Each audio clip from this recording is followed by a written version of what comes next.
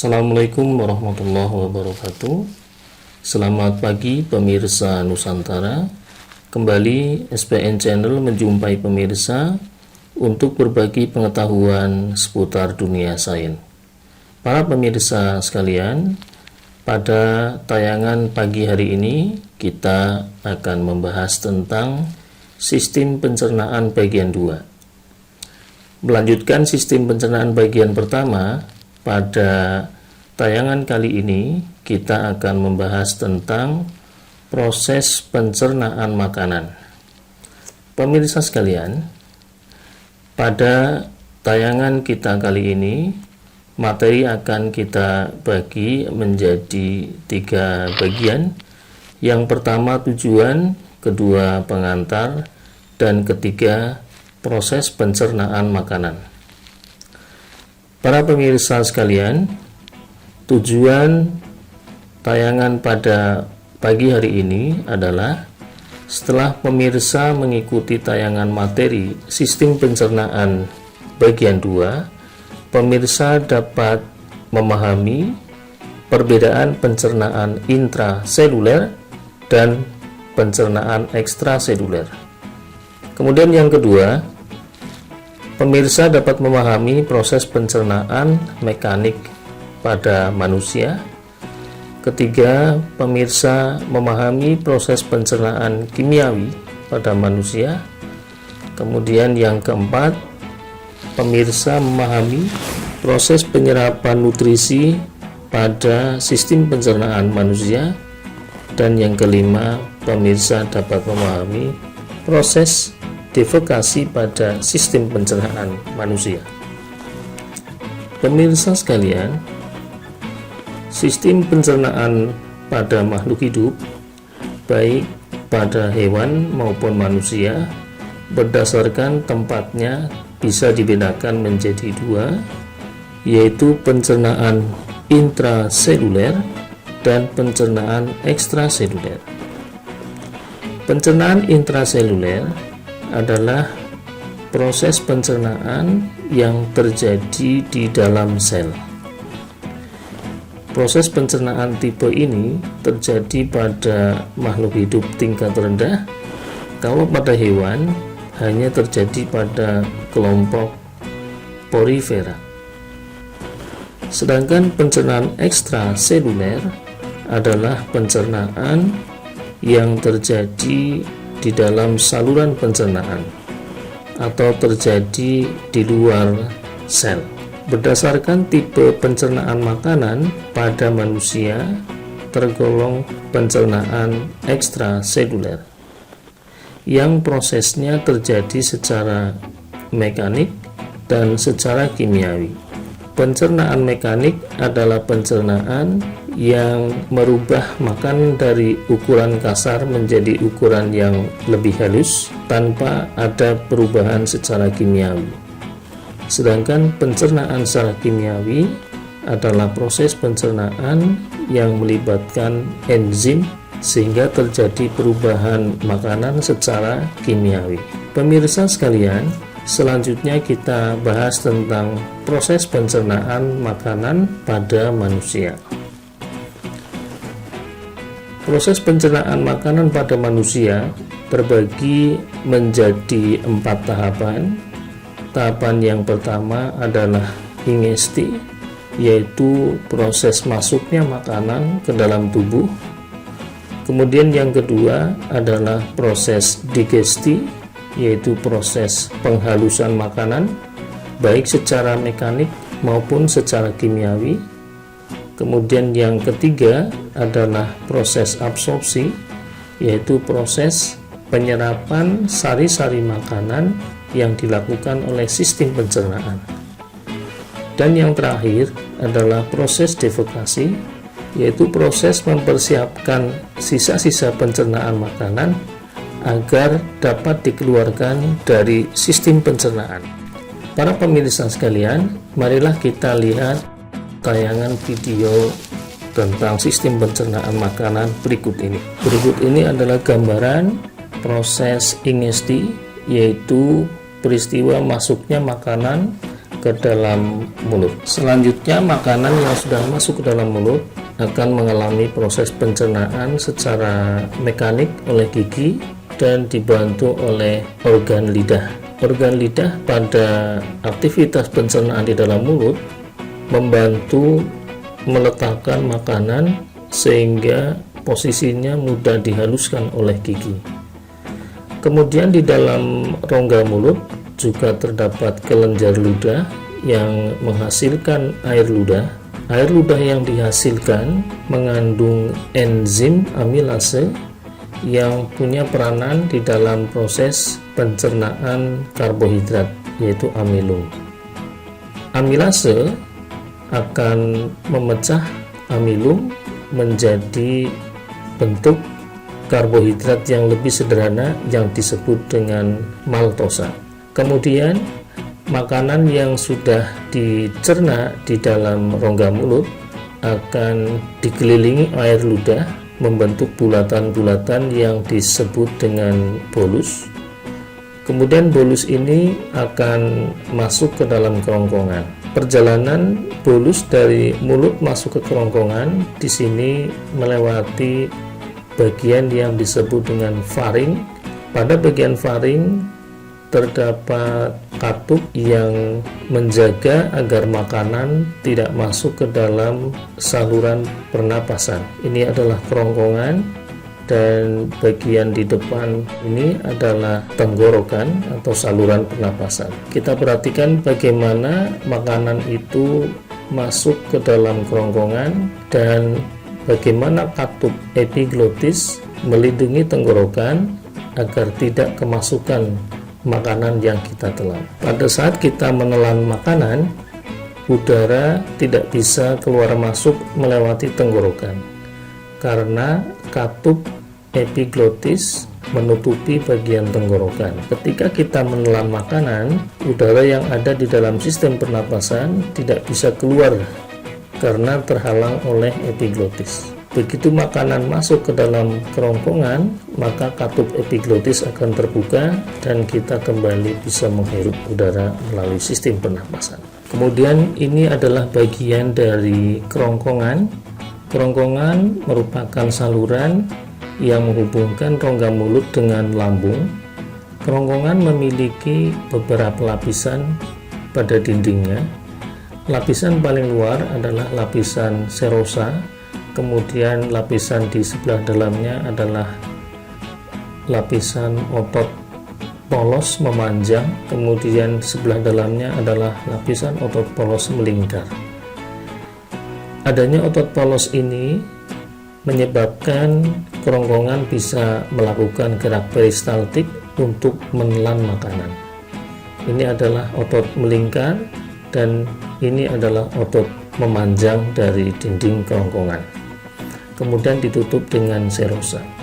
Nah, inilah gambaran gerakan peristaltik pada kerongkongan sehingga makanan bisa didorong dari mulut menuju ke lambung.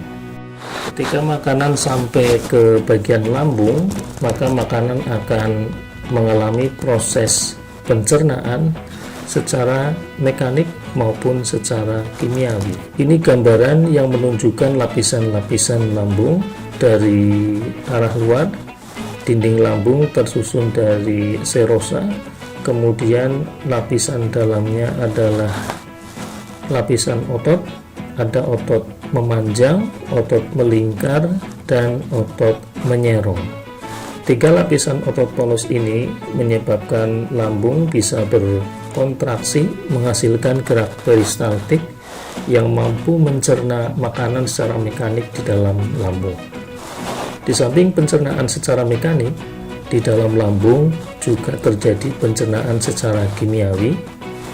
Bagian dalam lambung merupakan lapisan mukosa yang dindingnya mengandung kelenjar-kelenjar lambung yang menghasilkan getah lambung.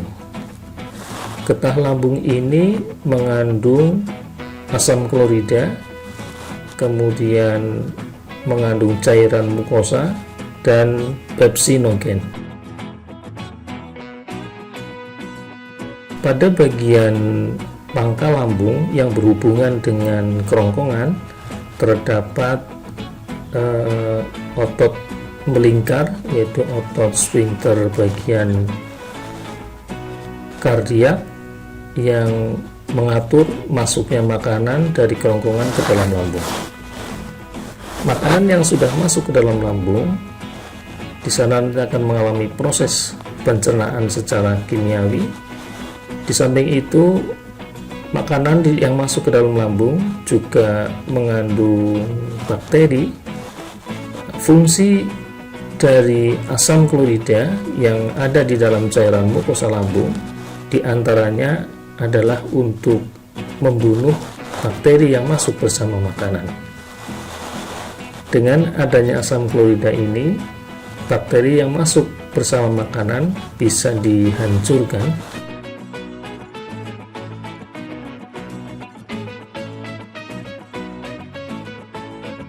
Asam klorida juga punya peranan untuk mengaktifkan pepsinogen menjadi enzim pepsin, yang selanjutnya enzim ini akan memecah protein menjadi pepton, yaitu polipeptida atau protein yang ukurannya lebih kecil.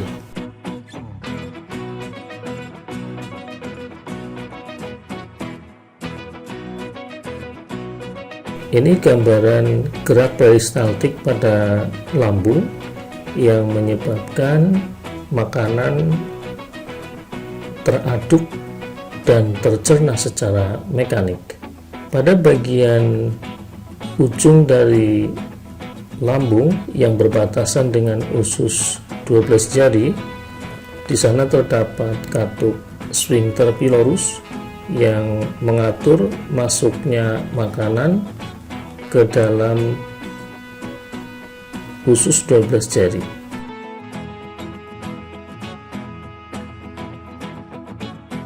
Makanan yang masuk ke dalam usus 12 jari dari lambung disebut chymus. Chymus ini sifatnya sangat asam, maka pertama yang dilakukan oleh usus 12 jari adalah menetralkan keasaman. Di dalam usus 12 jari terdapat natrium bikarbonat yang dihasilkan dari pankreas, yang salah satu fungsinya adalah untuk menetralkan chymus yang masuk ke dalam usus 12 jari. Ini gambaran asam lambung yang masuk ke dalam usus 12 jari yang sedang dinetralkan oleh natrium bikarbonat. Kemudian di dalam usus 12 jari juga terdapat enzim enterokinase yang punya peranan untuk mengaktifkan tripsinogen yang dihasilkan oleh pankreas sehingga menjadi enzim tripsin. Selanjutnya enzim tripsin ini akan berfungsi untuk memecah protein menjadi pepton. Di dalam usus 12 jari juga terdapat enzim amilase yang dihasilkan oleh pankreas. Enzim amilase punya fungsi yang sama yang terjadi di organ mulut, yaitu memecah amilum menjadi senyawa karbohidrat yang lebih sederhana yang disebut dengan maltosa. Di dalam usus 12 jari, di samping terjadi pencernaan kimia terhadap protein dan karbohidrat, juga terjadi pencernaan kimiawi terhadap lemak. Lemak merupakan senyawa yang tidak dapat bercampur dengan air. Di dalam proses pencernaan lemak, sebelum lemak dihidrolisis atau dipecah oleh enzim lipase, terlebih dahulu lemak diemulsikan oleh cairan empedu yang dihasilkan oleh organ hati. Cairan empedu yang disimpan di dalam kantong empedu disalurkan ke dalam usus 12 jari melalui saluran khusus dan masuk ke dalam ruang usus 12 jari. Selanjutnya, cairan empedu akan memecah lemak menjadi butir-butir lemak yang lebih kecil atau kita kenal dengan emulsi lemak. Selanjutnya, lemak yang sudah teremulsi ini mengalami proses pencernaan secara kimiawi oleh enzim lipase. Lemak yang ada di dalam makanan kita tergolong trigliserida, yaitu lemak yang tersusun dari 3 asam lemak yang berikatan dengan 1 gliserol. Peranan lipase di sini adalah memisahkan asam lemak dari gliserol, sehingga hasil akhir dari proses pencernaan lemak oleh lipase adalah terbentuknya 3 asam lemak dan 1 gliserol. Selanjutnya, marilah kita lihat penampang dari usus halus. Usus halus terdiri dari 3 bagian, yaitu duodenum, jejunum, dan ileum. Ini adalah gambaran lapisan dari duodenum dan jejunum, menunjukkan adanya lipatan-lipatan lapisan mukosa yang ada di ruang dalam. Lapisan-lapisan di saluran dalam ini bertujuan untuk memperluas permukaan dalam dari saluran usus halus. Nah, ini menunjukkan ada tonjolan-tonjolan kecil yang disebut villi.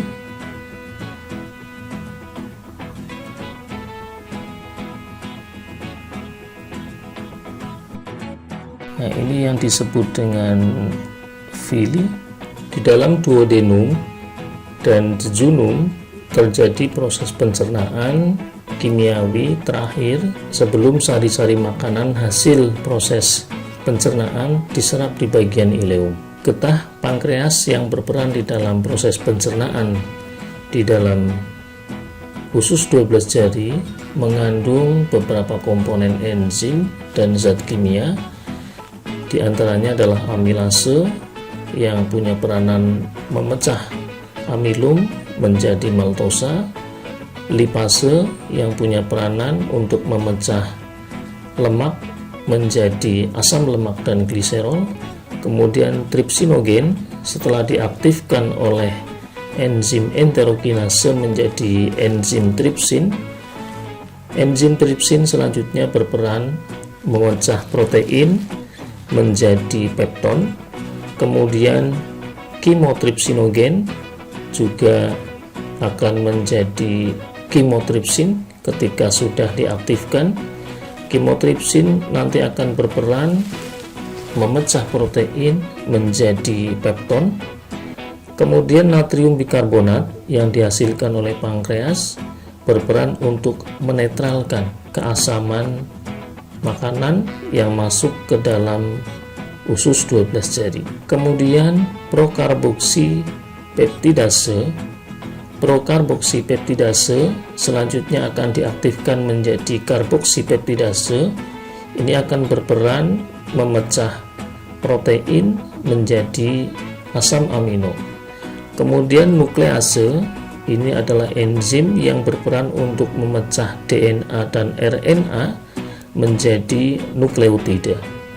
Ini beberapa enzim yang berperan di dalam usus 12 jari yang dihasilkan oleh pankreas.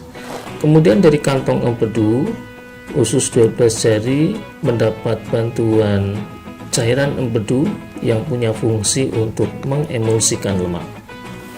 Kemudian jejunum memiliki beberapa enzim yang berfungsi di dalamnya, yaitu enzim enterokinase yang fungsinya mengaktifkan tripsinogen yang dihasilkan oleh pankreas. Kemudian erepsin punya fungsi memecah pepton atau dipeptida menjadi asam amino. Kemudian laktase mengubah laktosa menjadi glukosa dan galaktosa. Berikutnya adalah maltase yang punya fungsi mengubah maltosa menjadi glukosa. Sukrase yaitu enzim yang berfungsi mengubah sukrosa menjadi glukosa dan fruktosa. Kemudian di dalam jejunum juga dihasilkan lipase dari dinding-dindingnya yang berfungsi untuk mengubah lemak menjadi gliserol dan asam lemak. Di samping enzim tersebut juga ada amilase yang punya fungsi memecah amilum menjadi maltosa. Kemudian karboksipeptidase yang berfungsi untuk memecah protein atau pepton menjadi asam amino. Aminopeptidase yang punya fungsi untuk memecah pepton menjadi asam amino, dan nukleotidase dan fosfatase yang secara bersama-sama memecah nukleotida menjadi gula, basa nitrogen, dan fosfat.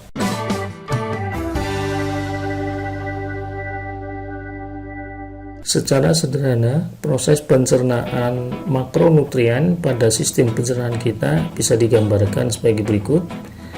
Bagaimanakah karbohidrat dicerna di dalam sistem pencernaan kita? Karbohidrat yang masuk ke dalam tubuh kita sebagian besar wujudnya adalah amilum, glikogen, dan karbohidrat rantai pendek seperti maltosa, sukrosa, dan laktosa. Sukrosa ini biasanya bersumber dari gula tebu atau gula aren, sedangkan laktosa ini sumbernya adalah dari susu yang kita minum. Bagaimanakah pencernaan amilum dan glikogen yang terjadi di dalam tubuh kita? Amilum dan glikogen akan dicerna oleh amilase menjadi maltosa. Jadi ketika amilum dicerna oleh amilase, maka akan menghasilkan karbohidrat rantai pendek yang disebut dengan disakarida yang terdiri dari 2 molekul glukosa yang disebut dengan maltosa. Begitu juga ketika glikogen dicerna oleh amilase akan menghasilkan maltosa. Selanjutnya, maltosa ini akan dicerna oleh enzim maltase yang ada di dalam usus jejunum, kemudian akan menghasilkan gula tunggal yang disebut dengan glukosa. Kemudian sukrosa. Bagaimanakah pencernaan sukrosa? Ketika kita mengkonsumsi gula tebu, maka sukrosa yang ada di dalamnya akan dicerna oleh enzim sakarase di dalam usus halus atau jejunum. Dalam hal ini akan dipisahkan menjadi monosakarida, yaitu glukosa dan fruktosa. Kemudian ketika kita mengkonsumsi susu, maka di dalam susu itu ada gula disakarida yang disebut dengan laktosa. Maka laktosa ini akan dipisahkan oleh enzim laktase menjadi gula tunggal, yaitu glukosa dan galaktosa. Selanjutnya pencernaan protein. Protein di dalam sistem pencernaan kita melibatkan sejumlah enzim yang cukup banyak di dalam proses pencernaannya. Protein merupakan zat makanan yang ada di dalam tubuh kita yang tersusun dari rantai asam amino. Proses pemecahan rantai asam amino di dalam pencernaan protein melewati beberapa tahap dan melibatkan beberapa enzim. Yang pertama, pencernaan protein di dalam lambung oleh enzim pepsin. Ini akan menghasilkan pepton. Kemudian ketika makanan masuk ke dalam usus 12 jari, maka protein yang masih ada di dalam makanan akan dicerna oleh enzim tripsin, dipecah menjadi pepton. Di samping oleh enzim tripsin, Protein juga dipecah oleh kimotripsin di dalam usus 12 jari menjadi pepton. Selanjutnya, pepton ini akan dicerna oleh enzim erepsin yang ada di dalam usus jejunum menjadi asam amino. Kemudian di samping enzim erepsin, enzim pemecah pepton menjadi asam amino juga dilakukan oleh karboksi peptidase. Ini akan memecah rantai pepton menjadi asam amino. Di samping karboksi peptidase, ada enzim aminopeptidase yang juga memiliki peranan sama, yaitu memecah pepton menjadi asam amino. Kemudian proses pemecahan lemak. Lemak tadi sudah dijelaskan merupakan zat makanan yang tersusun dari gliserol dan 3 asam lemak. 1 gliserol dan 3 asam lemak. Dalam proses pencernaan lemak, setelah lemak diemulsikan oleh cairan empedu, selanjutnya lemak akan dicerna secara kimiawi oleh enzim lipase menjadi 3 asam lemak dan 1 gliserol.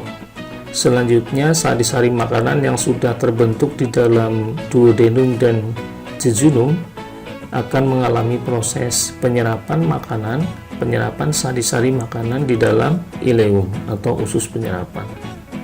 Penampang dari usus penyerapan bisa kita lihat pada tayangan berikut ini. Ini gambaran ileum. Ileum sedikit berbeda dengan jejunum pada lipatan-lipatan lapisan mukosanya yang ada di bagian dalam.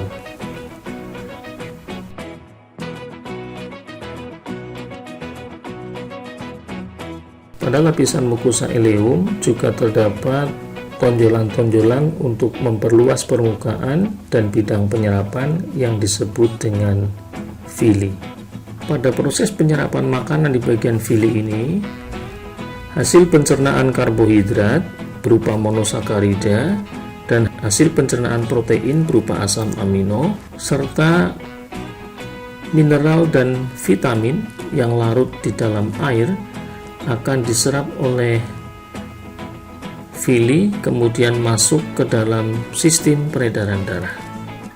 Sedangkan hasil pencernaan lemak berupa asam lemak dan gliserol serta vitamin yang larut di dalam lemak yaitu vitamin A, vitamin D, vitamin E dan vitamin K setelah diserap oleh jonjot usus akan masuk ke dalam pembuluh kapiler limfa yang disebut dengan lakteal.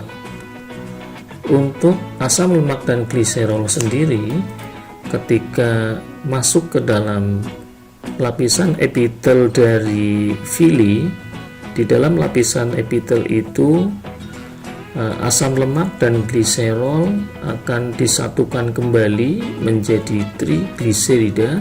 Selanjutnya, trigliserida ini akan berkombinasi dengan kolesterol, protein, dan fosfolipid membentuk kilomikron. Kilomikron inilah yang kemudian masuk ke dalam lakteal atau kapiler pembuluh limfa yang selanjutnya akan diangkut masuk ke dalam sistem peredaran limfa. Gambaran kilomikron bisa dilihat pada tayangan berikut ini. Ini adalah kilomikron. Di dalamnya ini mengandung trigliserida, kemudian ada protein, kemudian ada kolesterol dan ada fosfolipid.